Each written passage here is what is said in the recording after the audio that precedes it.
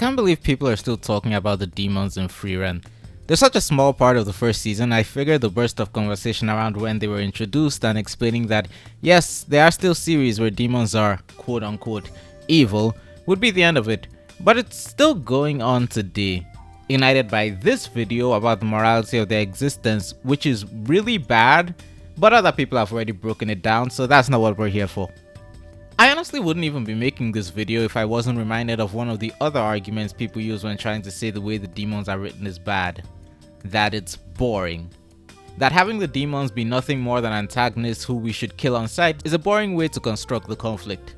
And while yes, not everyone is going to find certain plotlines interesting, and I don't really have a problem with someone watching this show and thinking this is not for me, I feel like a lot of the people I've seen talk about this show in this way kind of miss the entire point of the story being told. But before I get into that, I want to talk about why I think this debate is still going on. And it all comes down to one word: race. You see, just think about the name, fantasy races. It implies that the non-human species are just another race, like Asians. When people say that, they're not really thinking in terms of the human race. And usually, this isn't that crazy a conclusion to come to. A lot of the non-human humanoid species we see in media fall under this umbrella of not being human, but they may as well be human in terms of personality, especially if they're a metaphor for racism. I think Dungeon Meshi addresses this in a pretty interesting way because they're all classified as humans, and what we call humans just get their own classification as tall men. Even in the discourse of Frieren, a story that emphasizes the differences across species, dwarves and elves often get lumped in as a race. Even in this video, a lot of my mentions of humans is going to apply to them because otherwise I'd have to say something like non-evil species, and let's face it, that would get clunky. But once again, it all comes down to the word race and its real world connotations, which is why the idea of an evil race has so many calling racism. So many of the people I see bemoan the demons in this series are thinking of them as humans and not what they actually are. Monsters, no different from the many others we see the protagonists kill with no outcry. The only difference is they've evolved to prey on human emotions and sympathies, and it's working. I have yet to see anyone say anything about all the non-humanoid monsters the protagonists kill, even though, like the demons, they also show signs of desiring self-preservation and they just don't do it as effectively. Here's the thing everyone's forgotten: demons are not the first monsters we see do this. There's the Eisen. They also prey on human emotions, but do so by drawing on your memories to create illusions. The only difference between this thing and the demons is that the demons make themselves look humans to make people second guess their danger and think, surely that can't be it. A trick so good members of the audience still fall for it, despite the fact that the anime goes out of its way to explain it over and over and over again, to the point where I can get why some people are complaining that the anime overemphasizes it, but I still have to point to the people who somehow didn't get it anyway. Hell, Frieren's favorite monster in the entire series does the same thing by pretending to be a treasure chest, and she falls for it every time. Science has a term for this: aggressive mimicry. The demons are an evolution of a monster that made humans sounds to lure in prey, and we know that's what they are because they also turn into mana particles when they die. It's like if the tree ocelot evolved to look like the monkeys it can sound like. And that's one of the reasons I reject the idea that this is boring, because that's an incredibly interesting concept to apply to demons, who are traditionally supernatural entities meant to tempt humans, often by hiding the danger they represent. A predator that's evolved to look like its prey because it knows its prey will emotionally be unwilling to kill it, even if they know they're predators, is such a good exploit of human empathy that I just can't bring myself to accept the idea that it's boring. Admittedly, this is my Anglo-centric interpretation. I can't confidently state what this interpretation of Mazoku means for the Japanese. Did I butcher that word? Now, I'm not saying you have to find it interesting. I had a perfectly civil conversation with someone who just couldn't get into the concept. But I flatly reject a lot of the people who try to write it off as boring because it feels like a lot of them are just backing into that argument when they realize that calling it racist isn't working, despite the fact that there's more to the demons in this series than just showing up and being evil until they're shot in the face. But when someone says that something is good in concept, that's kind of just the polite way of saying it's not good as it currently exists. So let's dig deeper. The real appeal of the demons we meet in this short arc isn't really in them as deep, introspective characters. They are pretty much just an introduction to what demons are really like in the series. Sure, we've already met one, but that was a really powerful one that got shot immediately and represented something completely different. The real appeal of the demons is in the conflict they call upon.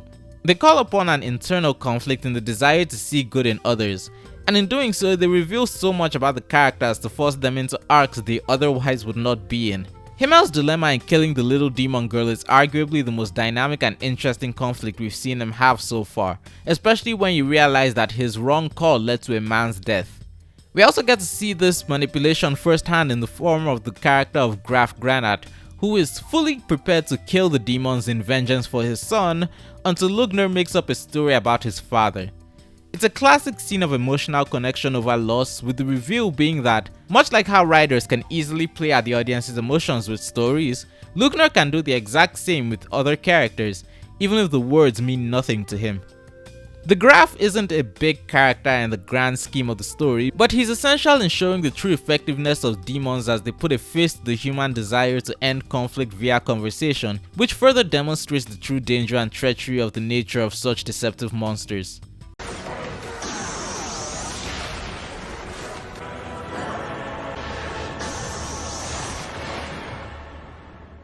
Some have raised issues with the idea of a human-shaped enemy you can't reason with and should simply shoot, but I find that to be creatively strangling.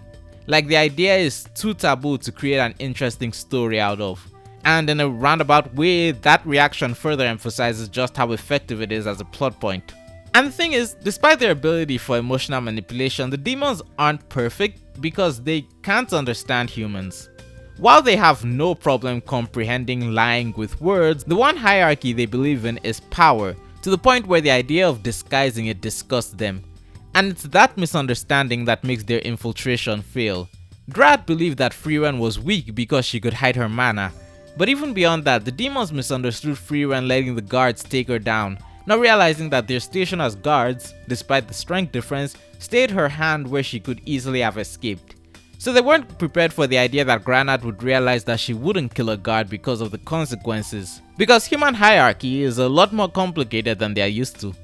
Demons use a rudimentary understanding of people's emotions to manipulate them, but there is a fundamental difference in ideals that always creates a breakdown. It was the same for the little demon girl who thought that simply killing the village chief and giving his daughter away would make up for the girl she killed. The demon that used the word mom to save her life couldn't understand the actual depths of the relationship between mother and child. And the father was there too, I guess. Much like how demons deceive humans with words, Frieren deceives demons with their own method of commanding respect, with her magic. I suppose the way they react when they realize this is the closest they'll ever come to understanding how humans they deceive feel when betrayed. It's another way that demons and humans can't understand each other. As to demons, the idea of not displaying your power proudly is as foreign and confusing as their values would be to us. It's not that demons lack a moral system, it's simply one incompatible with every other species. That's why I don't exactly buy the word evil when it comes to demons. I can understand why other people's philosophical systems come to the conclusion that they're evil, but to me, they're simply using the tools nature gave them to enact their ideals and desires. No different from any other monster in the series. Something Frieren does right back to ensure she has an advantage over these predators. This further plays into the ongoing arcs of Fern and Stark when it comes to their perception of strength, as the demons could only see the threat in obvious visible power and were blindsided by the abilities of Frieren's companions. Whether by design or as a result of their personalities, the demons are deceived by the humans they face, something even the less intelligent dragon from earlier didn't fall victim to. We see more of Fern's development as a mage, as well as how her relationship with Frieren has shaped her view on magic and her potential to surpass her master. We also get a clearer picture of Stark's view of his own strength and his bravery in the face of his own cowardice. I have a whole other video going over Stark if you're interested. It's surprisingly popular. The battles aren't just a showcase of the negatives of the demons' arrogance, but also the negatives of Fern and Stark's lack of confidence in their abilities, because they believe their opponent's arrogance, which draws out their fights more than necessary and results in them getting injured. Both of these are things Frieren and Flam came to terms with and weaponized as far more experienced adventurers, from the overconfidence of a powerful mage to the displayed inferiority of a weaker one. The demons themselves aren't too complicated, existing more for the impact their characters have on the other characters. Drad doesn't live long enough and Lene is a deadpan lolly. I think people keep arguing over what that word means. Lugner gets more time to play, especially in his attempts to disguise his actions in the most benevolent and empathetic way possible, even as he goes out of his way to try and torture Fern for revenge. And while her subordinates play the roles of the deceitful demons, Aura gets to play the bloodthirsty, heartless monster. And I can't lie, I've seen it done better. What, you thought my praise was gonna be flatly unconditional? Don't get me wrong, her freaky magic and the gruesome way she deals with people are great, it's just, she doesn't stick around enough for her personality to leave that much of an impact. She exists largely for the audience's understanding of Frieren as a character. That's why her design is so similar to the mage in things like Heiter and Heiter, and why most of their fights is a collection of flashbacks. The demons serve as a thematic reflection of Frieren herself. They're long-lived mages who have dedicated a lot of time to mastering magic. The difference is that demons can't change or learn to appreciate anything outside of their power. But this whole story is about Frieren realizing she needs to better appreciate the fleeting world around her. In terms of being evil in the story, the demons represent, essentially, Frieren failing. Frieren avoids blowing away Aura's puppets because Himmel told her not to, something she came to understand as an outcome to be avoided, while Aura doesn't understand why she would do something a long dead man told her to, even if it'd be easier to ignore it. It's specifically this that reminds Frieren that demons really are monsters, something I imagine happens every time she has a conversation with one. While I'm not that impressed with Aura as a character, she provides an avenue for learning more about Frieren's past and attitude towards demons, and in that way she was perfectly functional. Aura serves to reveal the more combat-oriented and hateful side of Frieren's history, as opposed to the slice-of-life aspects the show presented us. Frieren spent centuries honing her magic for the purpose of killing demons, not unlike how demons spend their lifetime honing their spells. But her ability to appreciate things besides combat and the status of having a lot of magic allows her to form connections. In a way, this story is about her recovering from the demon-like life she's had to live in solitude. フリーレン、まだ魔法は好きか？ほどほどかな。お前はずっと昔、魔法が好きだとはっきり答えた。たった50年前でしょ。And Aura's gruesome magic serves a layered purpose in revealing the lengths Frieren has gone to and how it shaped her as a person. アウラ、自害しろ。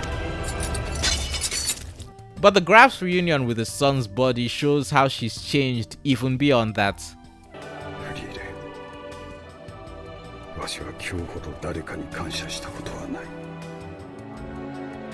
Ultimately, across this 4-episode run, I flatly reject the idea that Frieren's interpretation of the demons is in any way uninteresting.